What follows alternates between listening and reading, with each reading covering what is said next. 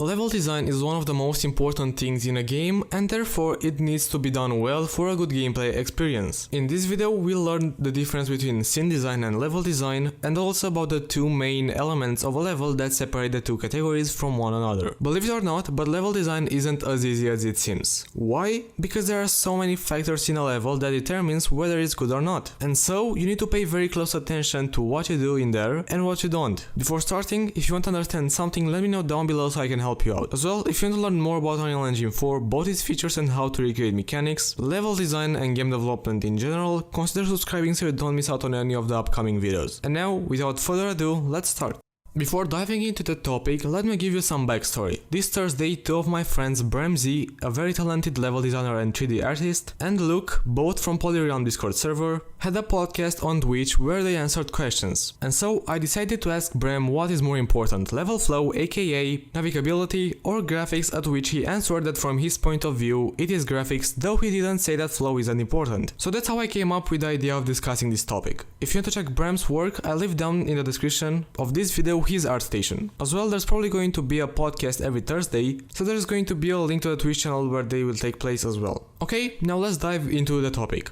The first thing that I want to cover is the difference between level design and scene design, which is also known as environmental design. So what's level design? Ernest W. Adams, in his book Fundamentals of Game Design, the 3rd edition, says that the level designer creates not only the space in which the game takes place, its furnishing and backgrounds, but also the player's moment-by-moment experience of the game and much of its emotional context. He also notes that level design is the process of constructing the experience that will be offered directly to the player using components provided by the game designer. In case you haven't understood, let me translate that for you. What I just said means that a level isn't just something in which the player moves, but it's also a way to enhance each player's experience. Let's take, for instance, some of the games that combine is the best, the Battlefield series. Let's close this group and only take Battlefield 3, 1 and 5. What do these all have in common? Beautiful graphics fidelity while maintaining a well-built structure of the level. In other words, level design is how a level is set up not only to let the player move through it, but also have a better experience through various ways. Now let's see what scene or environmental design is and make the difference between these two. Scenes are usually built to be able to see from only one spot. If you rotate the camera even the slightest bit, the scene will be completely destroyed. Well, maybe not completely, but it won't be as good as the spot that it was built around. Another factor that lets us make the difference between level and scene design is flow. Scenes are not made for the player to be able to move in, scenes are completely made for the sake of graphics and showing off fidelity in the post-process and light. Again, to summarize this, scene design is mostly about graphics fidelity. The difference between the two is flow. I'm not saying that that's the only difference, but that's the one everyone is able to spot immediately. Now that we got this down and we know what each one is, let's see how we should deal with flow and graphics in a level. First, let's define what flow is in case you don't know already. Flow refers to how players naturally move through the level as their needs change, affected by navigability of the environment and item placement. Flow is affected by the environment. Details and props can guide the player, but they can also hinder movement when placed carelessly. Most players don't like getting stuck between a barrel and a teapot. A map can have great potential flow, but if it's hard to learn,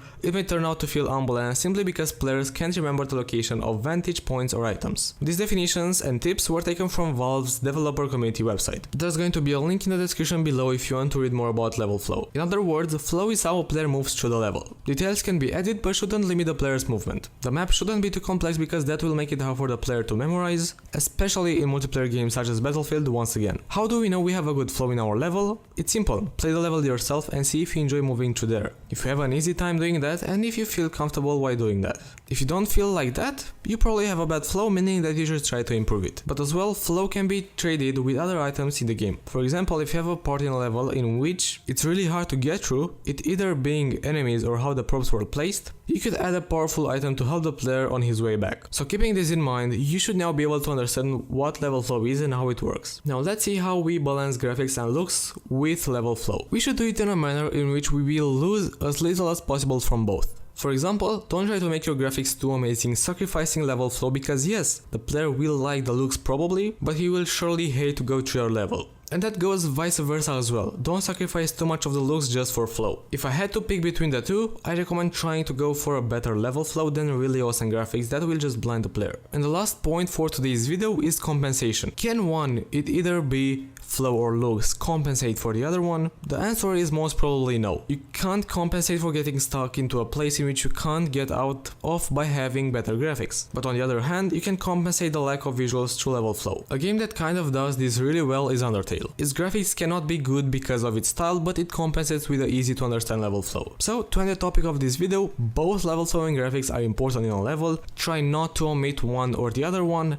and do not lose the quality of one in the favor of the other. As well, compensation won't work here because they are two different things and can rarely compensate for the other. And that concludes today's video. I hope that you found this tutorial helpful and informative, and if you haven't understood something, let me know down below so I can help you out. As well, if you want to learn more about Unreal Engine 4, both its features and how to recreate mechanics, level design and game development in general, consider subscribing so you don't miss out on any of the upcoming videos. As well, if you wish to support me to improve the quality of my tutorials or to get the project files from tutorials, you can do that over on Patreon for as little as $1. That being said, thanks for watching and I'll catch you next time.